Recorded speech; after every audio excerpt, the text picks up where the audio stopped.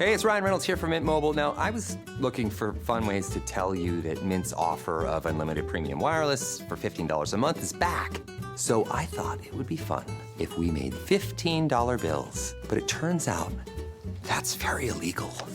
So there goes my big idea for the commercial. Give it a try at mintmobile.com/switch. Upfront payment of $45 for 3 months, $90 for 6 months, or $180 for 12-month plan required. $15 per month equivalent. Taxes and fees extra. Initial plan term only. Greater than 50 gigabytes may slow when network is busy. See terms. What's up, friends? Today's episode is going to be a little bit shorter. We're going to be recorded right after the truck race, so we talk immediate reactions to that. Talk about duels. Give some over-unders and some power rankings, and it's a good time because it's not a 2-hour episode, so now you have no excuse not to listen to the whole thing. If you're interested in sponsoring, please contact me at leftturnsandloudnoises@gmail.com. Hoping to get on iTunes this week. We appreciate you guys putting up with SoundCloud. I know that a lot of people do not like SoundCloud, but I love it, so up yours if you don't like it. Just thank you again for listening. The podcast means the world to us. So yeah, it's today's episode. Enjoy.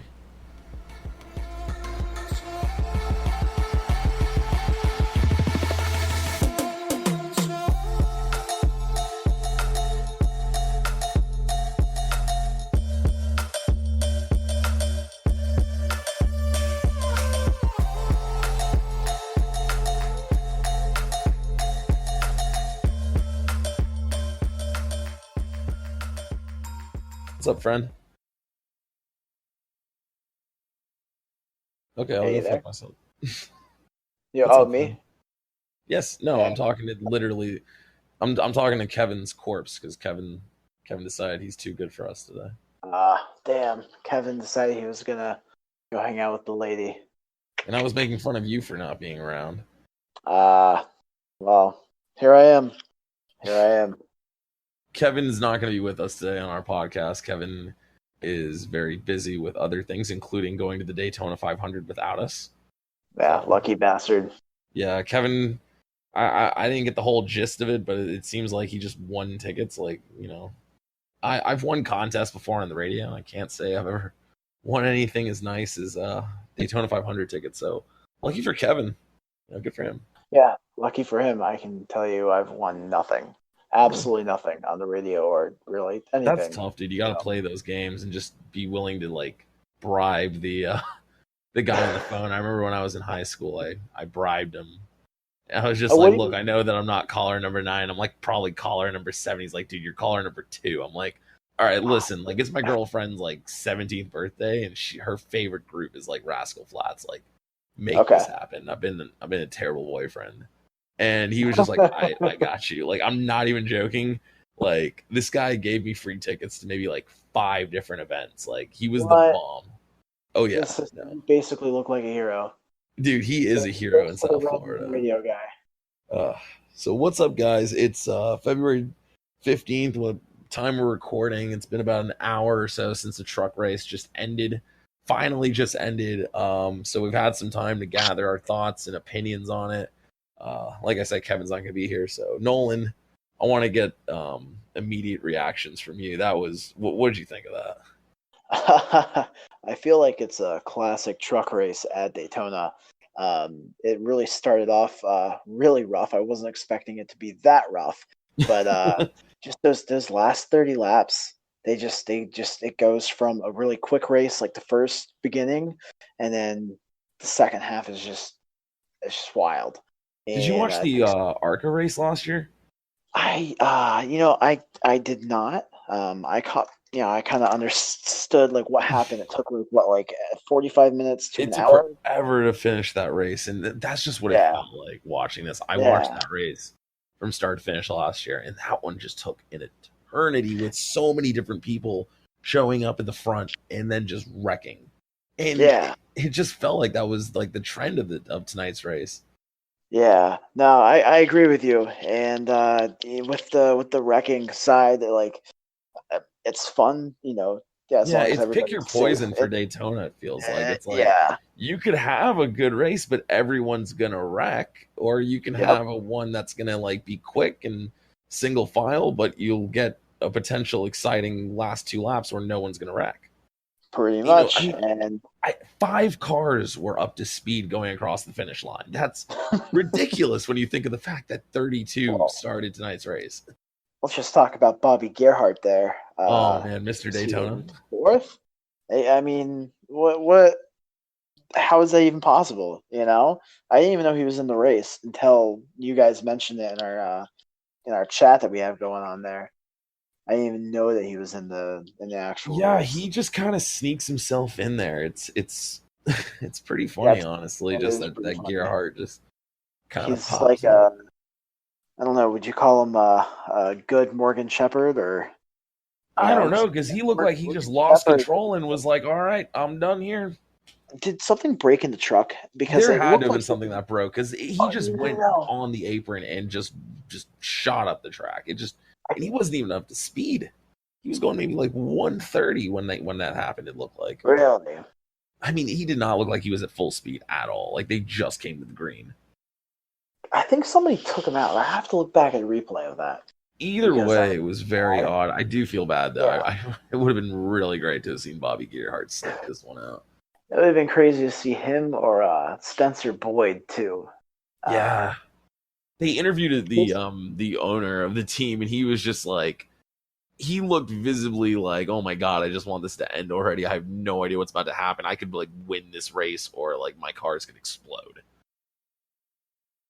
The joys of being a truck owner at Daytona.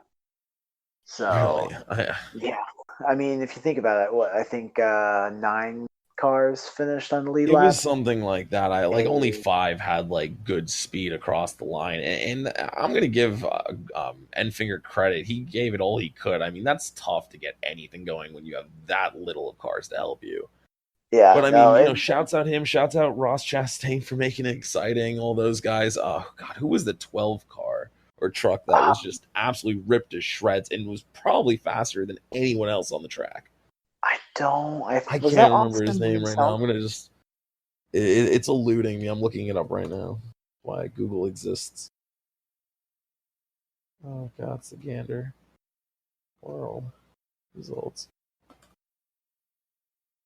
Either way, there were so many trucks that could have won that. I love Greenfield, I believe his name is, 68. He was just driving around without a hood. Like it was it was on his windshield. He just couldn't see anything. Like and Andy Houston of all people was his spotter, which was even better. That's awesome. Funnier. Did oh gosh, I think Kevin Swindell. No, that's not him. Kevin Swindell. He put up a tweet with the image of the truck driving with the hood through the grass, and it basically said, me. My truck is broken. Girl, I'm home alone. Me, and then it showed the picture of him driving through the grass with the hood. He finished in 12th, by the way, with that truck. Yeah, it's kind of funny because if you were paying attention to Twitter, Gustine. Gustine, okay. Yeah. I really don't know much about him. No, me neither. With Twitter, it was funny because every single time somebody would bring up a driver doing well, like for example Clay Greenfield. Who was the driver that you mentioned who was driving the 04? Okay, so I had that incorrect. That was Corey Roper. I thought that was like Tony Roper's son. Like my dumb guy brain just immediately put 2 and 2 together there, just because like, oh, last name, like it's not a coincidence. These guys are related. And for anyone who doesn't know who Tony Roper is, he passed away in 2000, got into a serious accident in Texas. He's one of the last NASCAR drivers to have a fatal accident in series. So I thought it was like, oh, like Corey is his son. This is going to be like the coolest story ever. Turns out that Corey Roper is a 41-year-old short track racer who has 0 experience, has never raced at Daytona before, not an ARCA or anything on a super speedway, and it showed because he could not keep that truck hooked to the bottom and just ate it. He just ate the inside wall. Like, I hate to be the guy that was just like, I called it, but like I'm watching him like get loose every single time in like the middle of like 2 and 4, and I'm just like, sooner or later he's gonna lose it, and it was sooner than later. I'm glad that he only took himself out because he could have taken out like the entire field. Shouts Yeah. out Gustine. And who was the two truck that was just causing mayhem all day? Sheldon Creed was just causing absolute mayhem. Yeah, somebody called him the new John West Townley. Oh, that's so mean. That's so mean. That is. It's one of the worst insults I've ever heard. But no, what I was going to say about Twitter, it was funny because like they were putting up stuff about Clay Greenfield and basically sharing articles about how they've highlighted these drivers about just being part of a smaller team, and how awesome it would be to win the race. And then out of nowhere, literally, there was a couple times where the article was shared, and then 5 minutes later, whoever tweeted out, there was a couple of different articles with different drivers. They were like, you know what? Just kidding. This tweet did not age well, just because it was just they jinxed every single driver that was a smaller driver with a smaller team that had the potential of winning the race. It was a tough scene. It was a real tough scene. So, but congrats to Austin Hill. Yeah, no, congrats to Austin Hill. First win for him. It's a Tory Racing he races for. Yeah.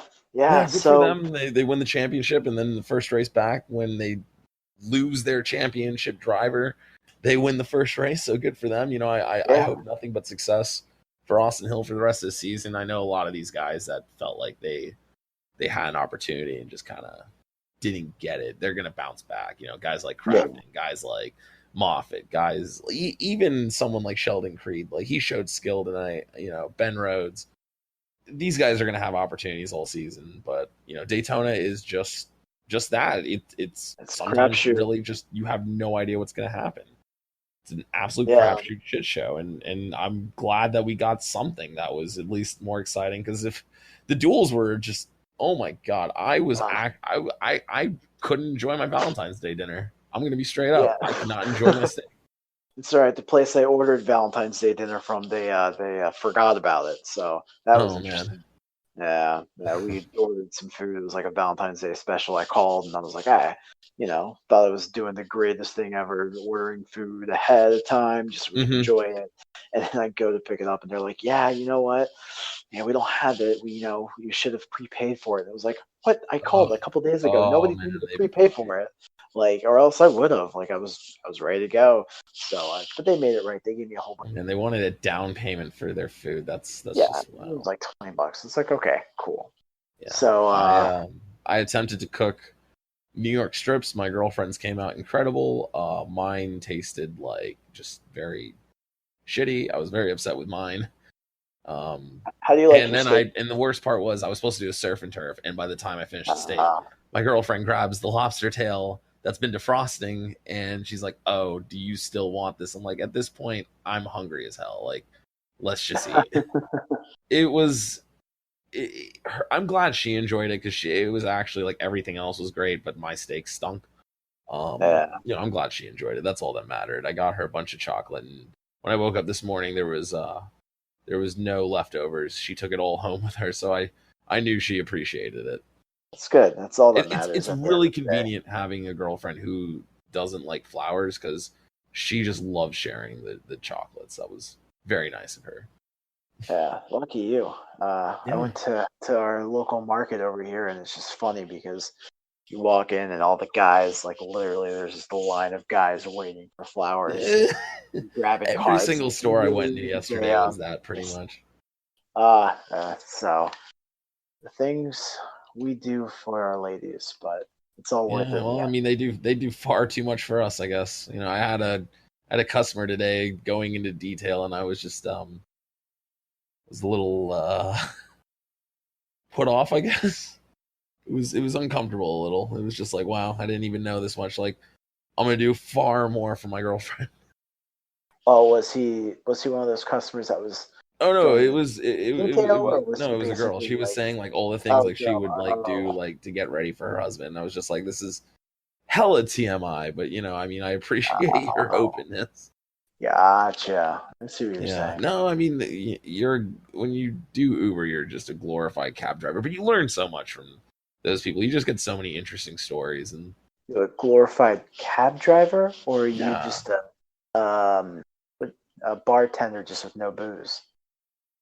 Well, you Because got me there, but I feel like with Uber, as you drive, I'm a driver myself, and sometimes people I just think go everyone into their is. problems, and I can't tell you how many times I was just absolutely just like done in college, and like I would just like have therapist sessions with my Uber like driver, and how many times hey, customers try that's and what do they're this to there me. for.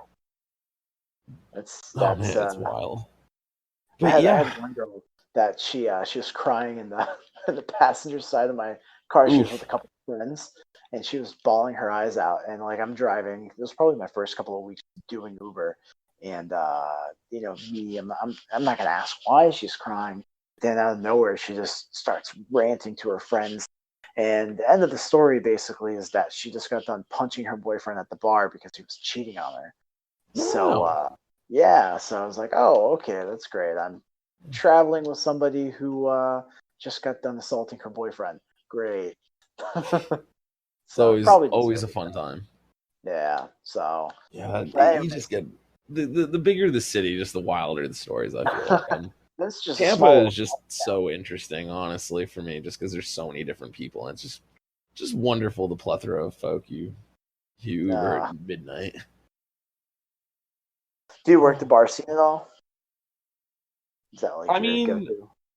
um, I try to go home earlier. Like when I was at Okay. FSU, I tried to stay out till like 2:30 because Yeah. you know the surges would go up, but that was with old Uber. New Uber Yeah. is like the new NASCAR package. It's really terrible until about the last hour. Ah, a little tie in there.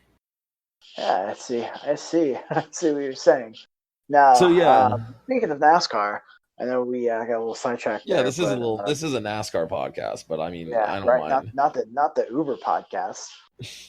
Yeah, there's no free ads here. Like Yeah. make your own damn ride share. Here's my reference code if you want to use it now. But no, the duels. I know we were talking about the duels, and yeah, it's kind of funny because on Thursday a lot of people were saying, duels they sucked, they were boring, they were single I was one of volley, them. and which is fair, but it's like, can you blame the guys because when you look at the truck Well, race someone today? really opened my eyes about like the dual races. So, Okay. I have been rewatching. I rewatched two old Daytona 500s this week. I rewatched the 2001 Daytona 500, and the 2007 Daytona 500. I'm probably gonna watch the 2014 one tomorrow. Um, and what I noticed is like obviously we didn't have a charter system back then, but like in 2007, 61 cars showed up. That's Like peak of the in economy. 18 cars went home, right? Yeah, right before. I wonder what Yeah. happened next year. Yeah. I mean, because Um, I watched the 2008 duels. If you watch them, they'll actually, I mean, you'll see a total difference between 2007 2008 oh yeah, no, for sure.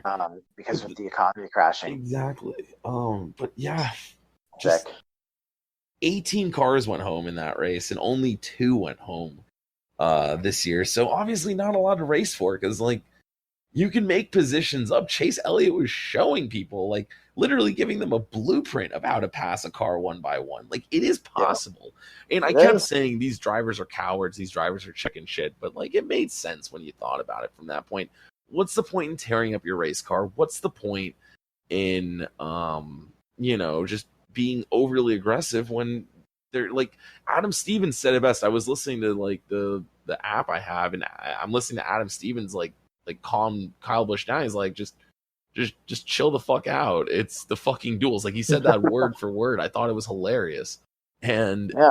he's not wrong. It's just the duels. Like it's a glorified practice at this point. So just get your reps in, get ready for the 500, and just see how it feels. It's not even like it's at night too, so it's like a Yeah. completely different track. Ugh, No. it's just And disappointing. I it's wanted like, something to happen.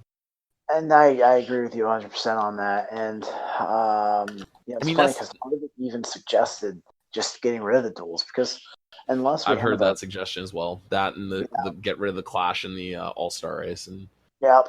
I've heard. It's a shame to have to even come up with things like that because like right now the NBA All-Star game is happening and you have thoughts of just getting rid of your All-Star game like that's just how bad things have gotten. And it's unfortunate, Yeah. but it's a hard reality we have to look at. Yeah. No. You're 100% right on that. Like And I I make think jokes all with the the time, but it's All-Star like, race, yo, this is not good right now. We're in a tough situation. yeah, no, and I hate to say that, and I really do try, and I try to be reasonable as much as possible. I'm probably one of the more positive NASCAR fans, where I do criticize it to a certain extent, but I also feel like, Yeah, I you mean, know, you're absolutely allowed to criticize it if the oh, product's not absolutely, good. Like if this yeah, podcast sucks, I prefer people letting me know that it sucks rather than like everyone here just fluffing it up and having Michael Waltrip come down to my house and just like spill a taco everywhere to get ratings. yeah. Like I like Now, I just sometimes we've got to there it is. focus on the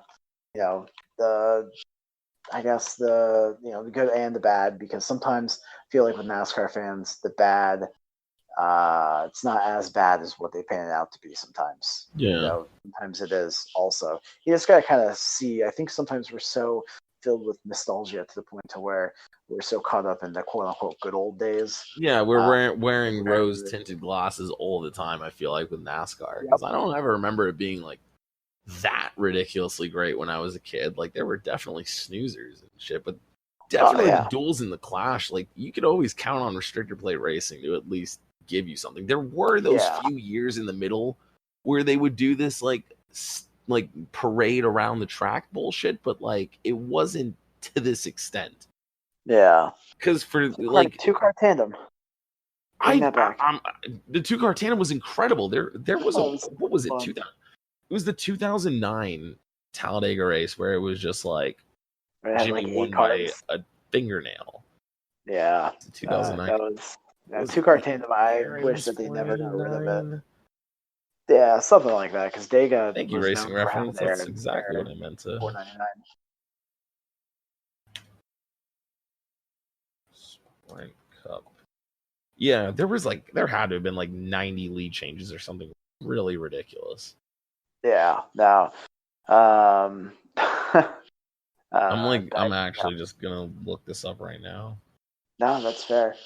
It's just I feel like social media. Oh, Brad Keselowski won this race.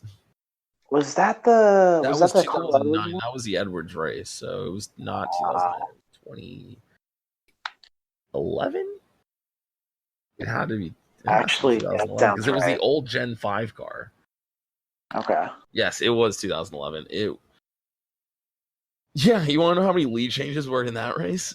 I'm gonna 80 to 90. Oh wow, you're right there. It's 88.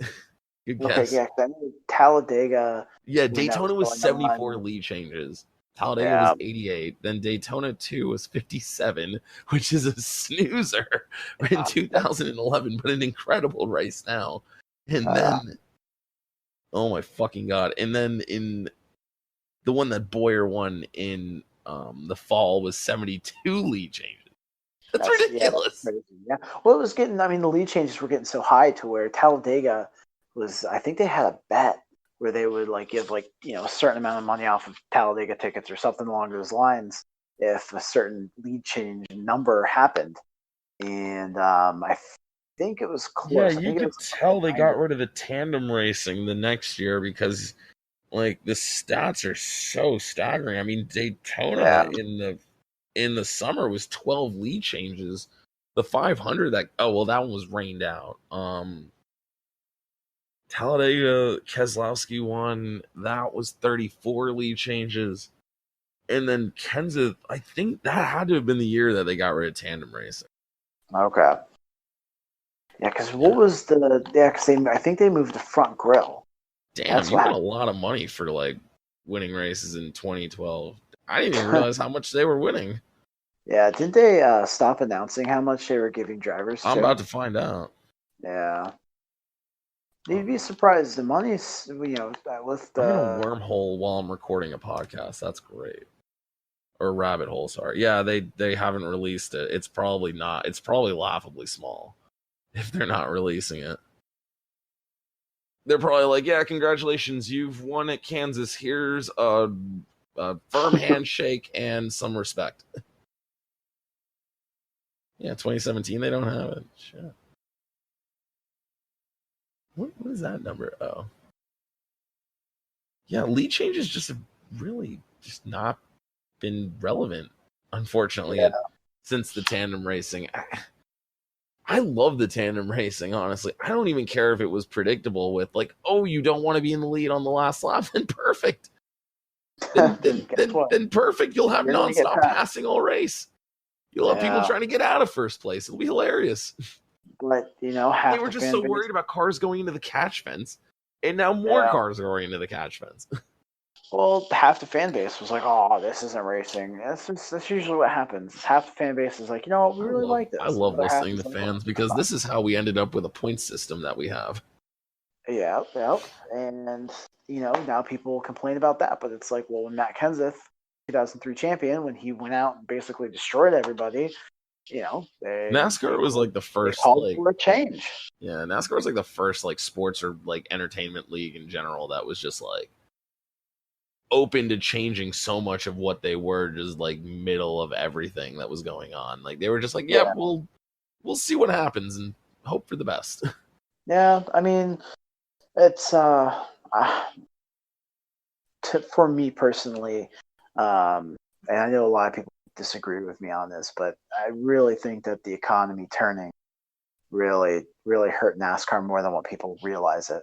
No, I kind of figured that out around 2009. Like I kind of figured out what was going on. It was like when all the teams were merging, they were like 5-car teams are illegal now. It's like, what are we talking about here? And not only that, but the effort that advertisement and marketing is a huge thing. Exactly. And they all just like started pulling out. I was like, hold on one second. Yeah, like Moses pulled out of the sport.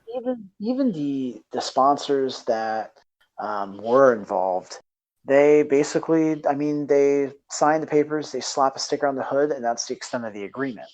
Whereas before that, you had, think about all the cool commercials that you had with, Napa, with Michael Waltrip and Dale Earnhardt Jr. You had Elliott Sadler. Cool is more or less memorable. Like some of the, if you want to have a whole discussion about NASCAR commercials, I'm here all day, my friend. That's true. But like you don't see those anymore. No, exactly. They're kind of non-existent. The only thing, the last one I can recall, and not to get too off topic, because that's what I do. No, dude, it doesn't matter. I can start talking about aliens right now if we really want to get into it. I bet we could. Like we can have a conspiracy theory Friday. Like I don't even care. We haven't even gotten to segments yet.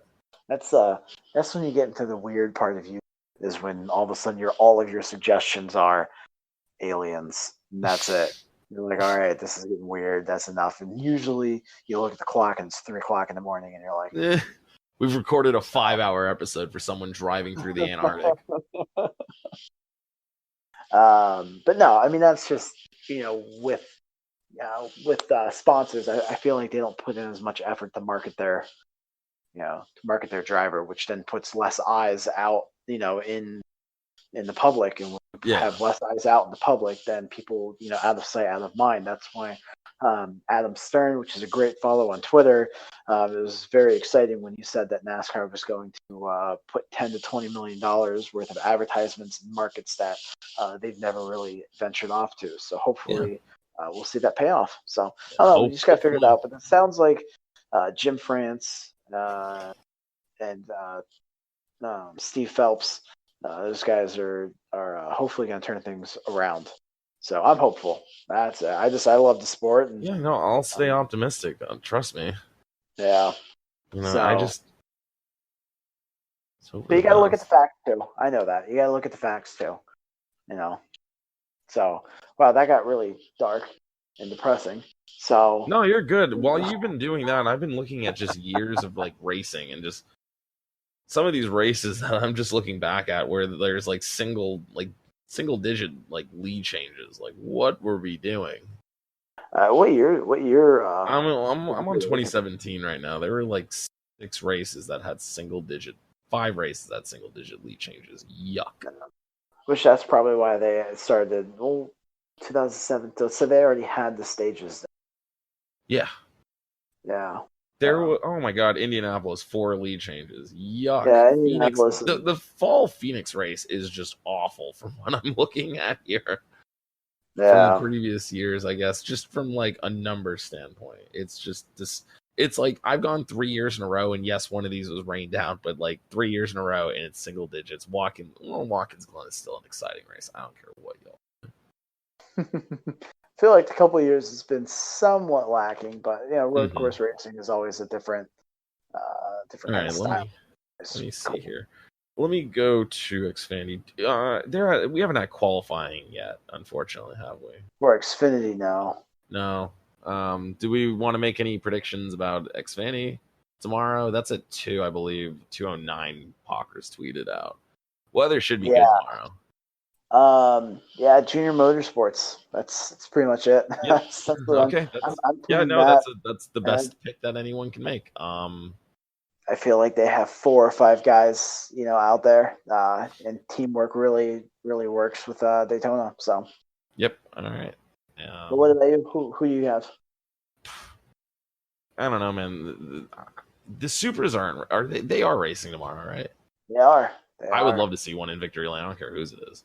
Those cars, I'm intrigued by them. They look very interesting. Very unique, very cool. But a lot of people say they're ugly. But whatever, screw them. No, let people say they're ugly. They honestly look fine. Like I appreciate the attempt at like trying to make it more unique. Slick looking. That's the I don't know if it's slick looking. It kind of looks like a cartoon car, but I like it honestly. It's it almost looks like Lightning McQueen if like it had a make and model. That is such a great comparison. Is there a 95 in Xfinity actually? I swear if they don't do a Lightning McQueen throwback for Darlington, like that would be sick. Kyle Larson had that paint scheme though. Larson did a McQueen? Yeah, Michigan. He won in it. That was one of his Michigan wins. He was probably sponsoring Cars 3. Yeah. But if you look at the paint scheme itself, it's there's a lot of so it's not like an exact replica of Lightning McQueen. I was gonna say I would remember this, but I know which race you're talking about. Close. Yeah. He did win in this. What it is. Yeah, it was. Well, it wasn't directly Lightning McQueen. It's inspired by it. Like, yeah, okay, that's fair. Oh man, Kyle Larson Kyle Larson automatically just looked faster in a Target car. I missed the Target days. Oh man, someone has an iRacing rendering of the car in the truck series of Lightning. Oh, did it really? It looks so good. That's awesome. God, awesome. What are we doing?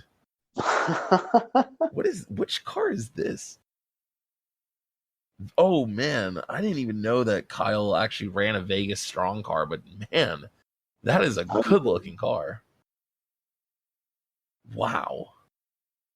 You have the chance to Google that one. Now we're just playing the Google game. This is terrible radio. This is Hey man, you want to Google this, Google that? Yeah. All right, let's see here. There's one picture of it. I don't know where he ran this at. But I see Ryan Blaney next to him in a 12 PPG, so where did he run this?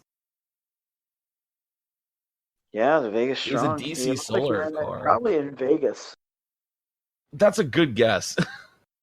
Well, okay. That's not... You're probably right. He probably ran that for Vegas one. They happen pretty close together. Yeah. That's a good looking car, good cause, all that good stuff. It is. Man. All right, so anyways, I want to do a little since we pretty much touched on everything. IndyCar is coming up soon. I'm excited because I'm going to go to the St. Pete race. I'm pretty much already committed to that, so we'll have Kyle's or Kyle. Jesus, I'm gonna. Yeah, Kevin's gonna kill you. Kevin, that's how tired I am right now. I'm calling him characters off of South Park right now. Kevin's thinking going to about pilots. Daytona.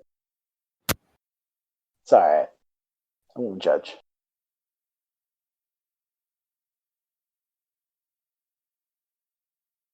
You there? Oh, I fucked up. Oh, there you go. Yeah, I unplugged the mic. No worries, man. I was asking what's your first race you're going to this year? As of right now, New Hampshire. Man, that's so far away. I know. I might go to Dover in May. Are you doing any like depends. home tracks or anything? Well, like I'm in Albany, so my home. I mean, Watkins Glen's 2.5 hours away. New Hampshire's 3.5. Pocono's 3.5. Dover's like 4.5. Yeah, So like you're kind of just in that weird void. Yeah. So, That's but New tough. Hampshire I feel bad for sure. NASCAR fans up in that area. Honestly, you don't have like it's so spread out. But at least you Yeah, have options. You know, yeah. That's better the than way I look at nothing. it. Better than people on the West Coast.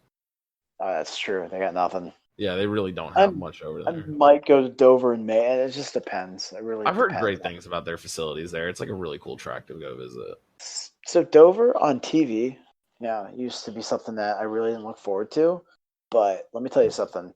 It's Going not to bad, the actual honestly. physical racetrack, it's so cool because the corners are just so deep, and it's just awesome just to see them just go flying into the corner. I know, And, like you really don't appreciate how fast they're going on TV through those corners. That like when I play that on like video games and stuff, that is like my least favorite track because it's so hard to gauge like your speed through the middle of the corner. Yeah, I do a lot of I used to do a lot of iRacing, and Dover was always a racetrack that I sucked at because coming off turn 2, that wall sneaks up on you, so you think you've got a good roll through the corners, and then as you exit, you have to exit it perfectly because if you don't, oh, then, you're gonna then eat that wall. You're gonna eat that outside wall. It's awful. Like I'm not an iRacer. I prefer NASCAR Thunder 2003. Thank you very much. There you go.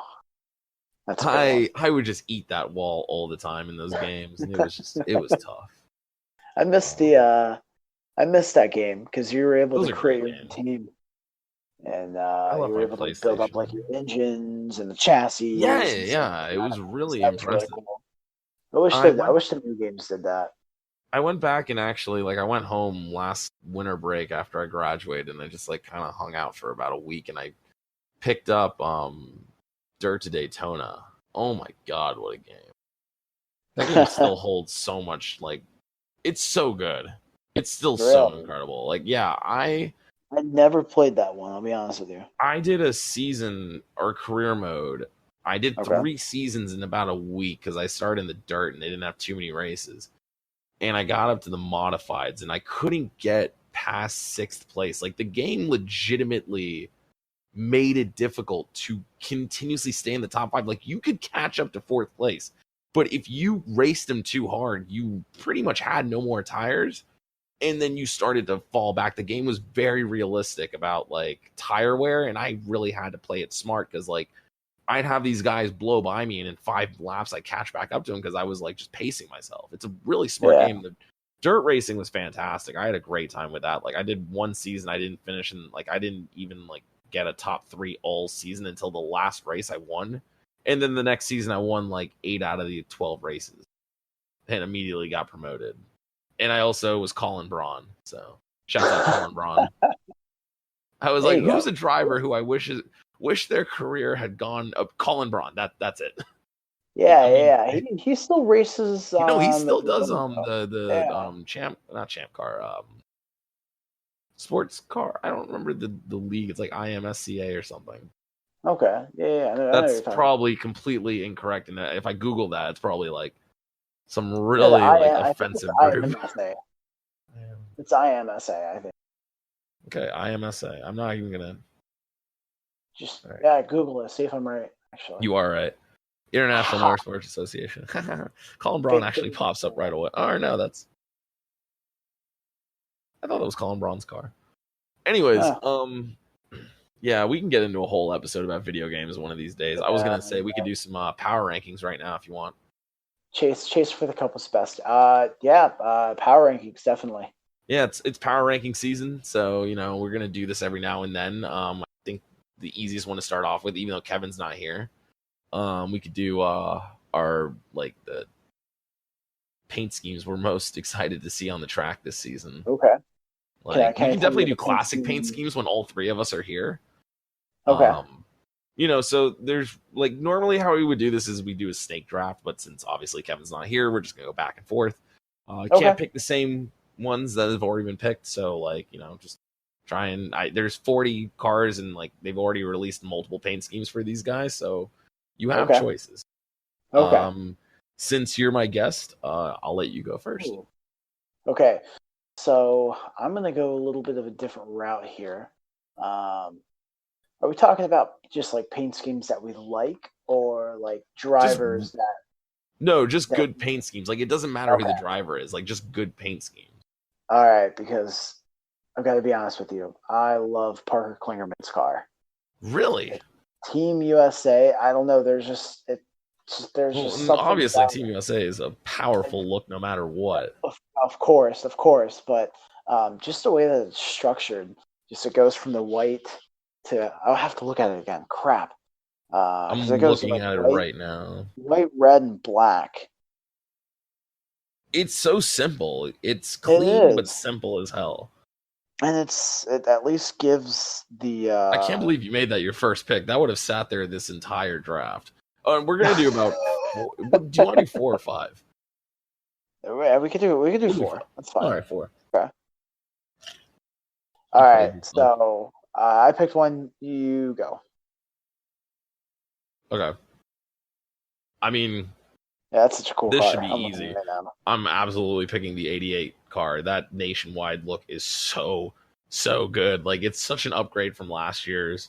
It's just sleek as hell. Bowman looks so much better in it.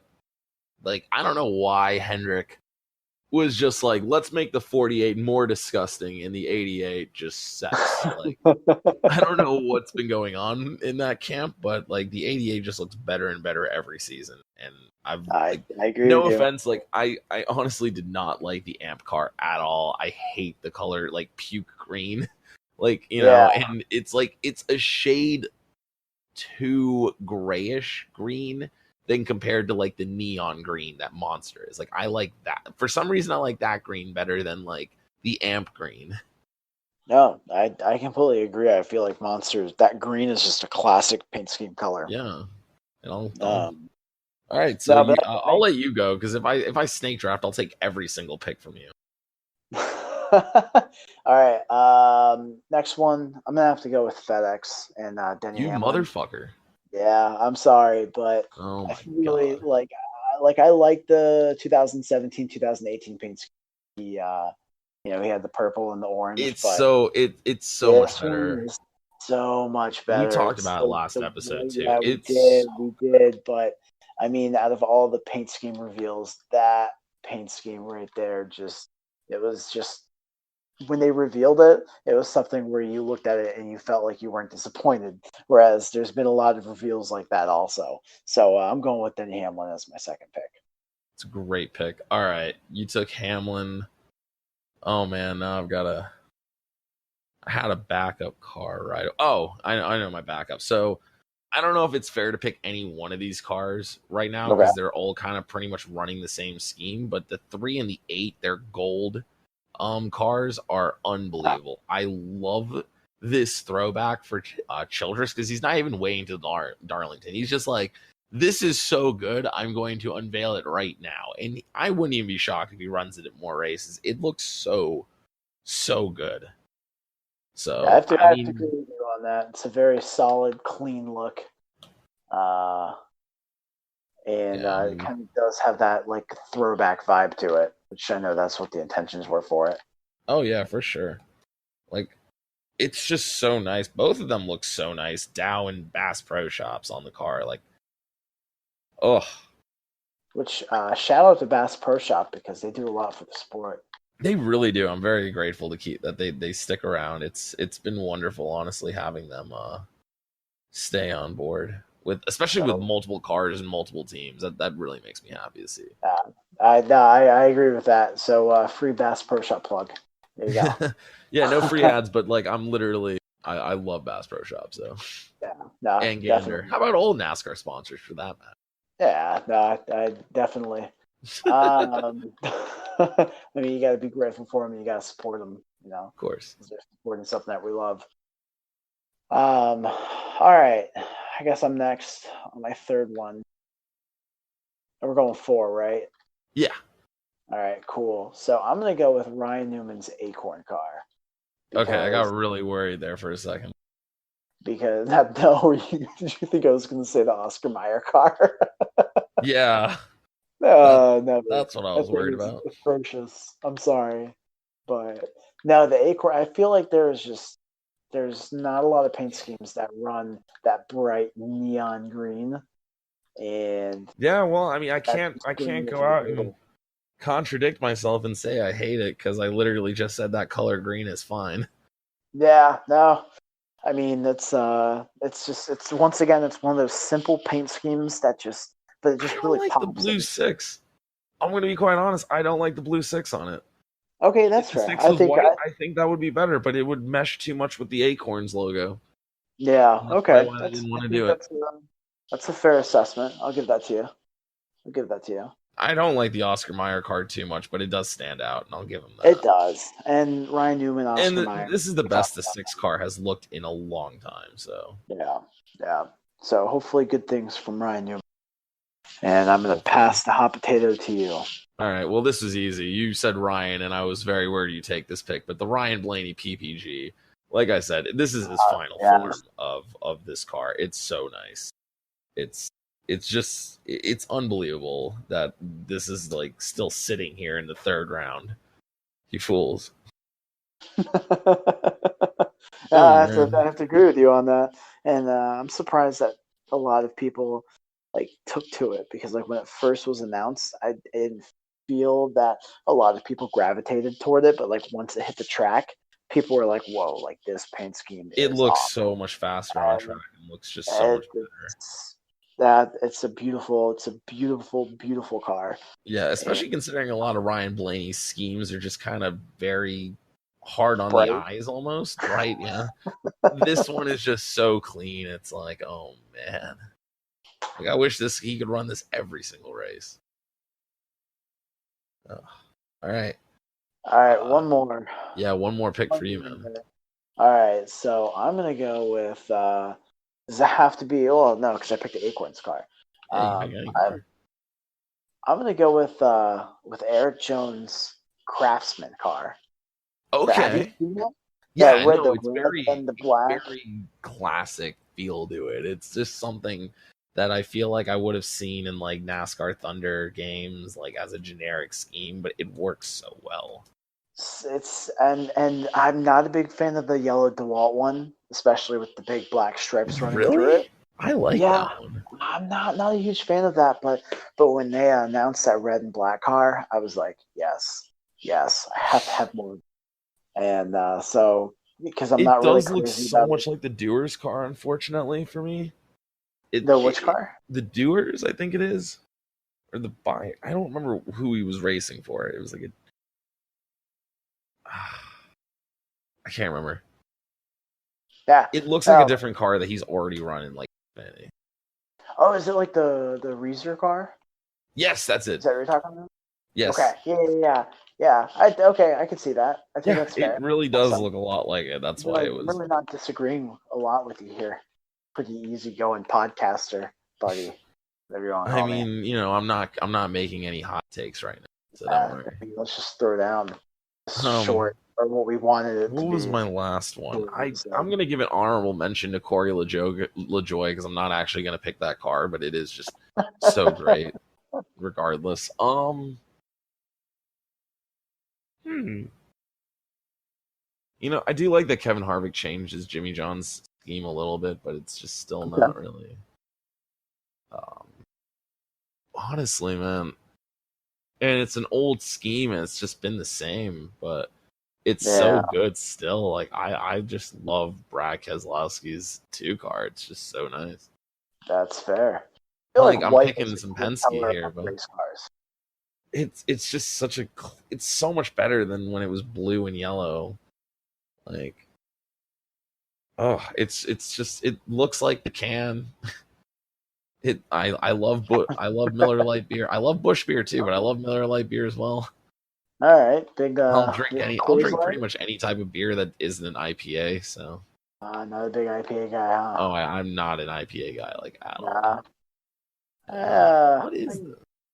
Sometimes I can go for an IPA. It depends. But Oh, all right, that's so we have our 4 paint schemes that we picked out. Which was, yes, sir. So pretty good. you can yell at us on Twitter. We'll put a little thread. Yeah, All 9 followers that we have. yeah. You know what? We'll get there. You got to start small to make it.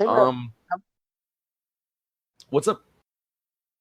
No, I was gonna ask you how many. I felt like the last time I looked, we had like 5, so we might gain a couple. I don't know. Yeah, I had a lot of my. Apparently, my mom had shared the podcast with a lot of my family, which is a little concerning, but they all said it was great. I had like my. She let my 82-year-old grandmother listen to it, which is her mistake. That was like such a boneheaded move. I'm like, I love my mother, and she's gonna hear this, but like. That was such a mistake because, like, my poor grandmother, like, her ears do not need to hear me saying things like "hold my dick." Like, no.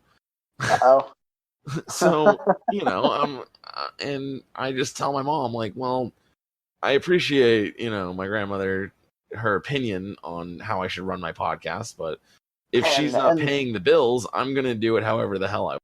So, yeah. Maybe we got some. I put parental guidance on this thing. I don't know how many more times I can warn you. I'm going to say fuck at least once. You got it. You got it. I mean, there it is. Yeah. So real quick, I think you want to do some over-unders for the race? Yeah, sure. All right. I'll just go real quick with you. Over-under on lead changes 30. What do you think we'll see? Oh, I'm gonna have to go with under on that one. You think they're just gonna stay single file the entire time, and before like the stages end, they maybe go for it, and we'll only see lead changes on pit stops? Either that, or they're gonna go for it at the beginning of the race, and then half the field's gonna wreck, like the Clash, and then we're gonna be stuck with it. I'm gonna be so frustrated if it's like that because I'm gonna want to take a nap middle of the race, and I do not want to do that. So I'm going under on that. What about you, over under? The optimist in me says over, but I mean the pessimist in me says this race is gonna stink. Well, I hope you're wrong. Yeah, I hope I'm wrong too. Over under on DW being confused during the race. I'll put it at 6 times. I'm gonna go over. I feel like there's a lot of pressure. DW is going to get very lost during this one. He is. My favorite is when he, him and Mikey, they both seem to do it. Just whenever a driver is behind another driver, they're like, he's just going to be so aggressive. He's a racer. He's a racer. Just take a shot every single time Darrell Waltrip says he's a racer, and you will die. I mean, this is an over for me, I guess, as well. I mean, DW, he's. Poor guy. I love the guy, but man, he's not really working his Joe like he used to. It's just no, not at all. Poor DW. All right, let's see here. Over under on cars finishing the race. We'll go a little over half. 23 cars. You know what? I'm gonna say over on that one. I don't think we're gonna see a huge wreck fest. I really do believe it's gonna be a lot of single file racing. All right, for the sake of this, I'm gonna say that we're gonna have like 12 cars finish this race again, just like the trucks. There you go. I think tomorrow's race is going to dictate a lot of what can happen on Sunday, because especially like how many Cup guys are in this. I know Chase Elliott's. I don't think there's a lot. Oh God, Kyle's that. Kyle doesn't do restrictor plates anymore. Yeah, because of his leg. Yeah, Samantha won't let him do it. So I don't blame her. Yeah. But he has no reason to continue to do it. He should just like maybe do 5 races a year like he's doing right now.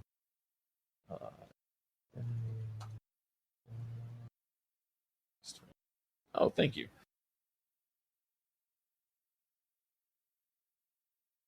How do I You there? see? Oh. Yeah, can you hear me? Yep, I can hear you. I'm trying to see like okay, I guess practice results will do fine for me. Okay. Oh wow, these are in terrible form. So Chase Elliott,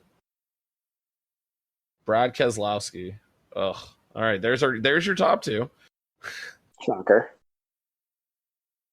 Chris Cockrum. I've never heard of that guy. Josh Williams, good practice time. Good for him. Greg Galding. Hell yeah. There you go. Krispy Kreme guy. 18th that quickest. DJ Kennington, that's right. He is racing this one. That's right. I was wondering why I kept seeing his name around Daytona this weekend. BJ McLeod, technically a Cup guy. Yeah. Joey Gase. Okay, and there's only 37 cars. Okay. So you don't. That better have just been 37 cars that actually practiced, not 37 cars that showed up. That's so bad. Yeah, but I think only 36 make the race, though, right? Oh, did they lower it? Yeah, they did. Oh my god. Well, I'm just gonna keep praying for the resurgence. Yeah, same here. I mean, we'll see. If tomorrow's a shit show like it was today, which I don't think it will be. No. I think that you'll have good racing. We'll have smart racing as well, but I don't think it's gonna be crazy. We're running into an hour right now. Oh, snap, are we? Yeah, I'm probably gonna cut it off around here. I don't know. Over-unders. I had more. Yeah, I mean, to be quite honest, my computer deleted it after yesterday. I just shut my computer off. I came back out in the middle of the night and it was playing Gordon and Earnhardt very eerily, and I was like, I turned this computer off 30 minutes ago. Weird. Yeah. No, you can the cut call it. was coming from inside the house. But for real. But no, you can cut it from here. Okay. Well. Yeah, unless you have something else to add. I don't really have any other picks besides the ones I already gave you. I honestly think that a Ford's going to win it. I think I said Brad Keselowski last episode. I'm going to stick with that. Oh, I won money during the duels. There you go. Yeah. I lost money, but yeah. Yeah, you lost a lot more than I lost. I only made like $5. I won some of it back in the second duel, but that's good. I lost money tonight because I bet on Troy to score 60 points, and they had 29 with 15 minutes left, and they had 29 with 9 minutes left. So I'm gonna take a wild guess and say they didn't score 60.5 points. I'm probably gonna bet on Sunday's race. I'm gonna take a couple of those matchups because those are fun. Those are easy. I'll take probably back in the pack. I'll take David Reagan versus I don't know. They're probably going to give you David Reagan versus Chris Buescher, which actually thinking about that's actually closer than it should be because Buescher looked pretty solid. Yeah. Buescher is quietly good on restrictor plates. He's just there. He's not going to win it, but he's just there. When you think about it. Yeah, no, I agree. I mean, I think he finished 4th or 5th in the Daytona 500 last year. Yeah, wow. I mean, it was Austin, Denny, Bubba, or was it Bubba, Denny? Here, Buescher. Because I know Dinger was upset with him because he didn't push or he pulled out somewhere or something. Something my father should have done, but oh my god. Well, great. He finished 5th. Okay. And then he had another top 5 at Daytona as well. He finished 5th. He really likes this track. That's going to be the guy that will be a dark horse. I'll pick Keselowski, but Buescher will be there at the end. Just wait. Just watch. You got anything to add for the 500? No, I mean, I think it's going to be Ford, and Ford. Or all 4 Stewart Haas's, I see. No, Chase Elliott looks strong. It'll be interesting. Yeah, he's fast by himself. I'd like to see what he can do. God, I just hope they race a little bit more like. You'd be surprised. I'm hoping so, but we'll yeah, see. I'm not gonna hold my driver's breath hands. for it. I'm gonna keep my expectations very low and hopefully be blown away. It's been my best approach at handling things like this. All right, well, I'm just excited to get going. We're gonna have meaningful NASCAR laps again. We've already had a meaningful truck race. Yeah, we'll have racing tomorrow. Wild. 5 laps in, fires and hit pit crew members, and Yeah, Nally Decker fell down. Oh my god! I forgot to mention Natalie Decker ate shit. Yeah. Well, yeah, she ate shit, and then and she'll be fine. She'll come back. That was an unfortunate circumstance there. Well, yeah, I know. Just was debris on the track, and just guys and girls just got. Yeah, which that kind of sucks though, because it's her debut, but well, not everyone always has the best debut, but we'll see what happens. I know. Anyway, I've been Anthony. And I'm Nolan. And thanks for tuning in. We'll see you guys on Monday with a review of the 500. It'll be see you guys later. Love you guys. All right. See ya.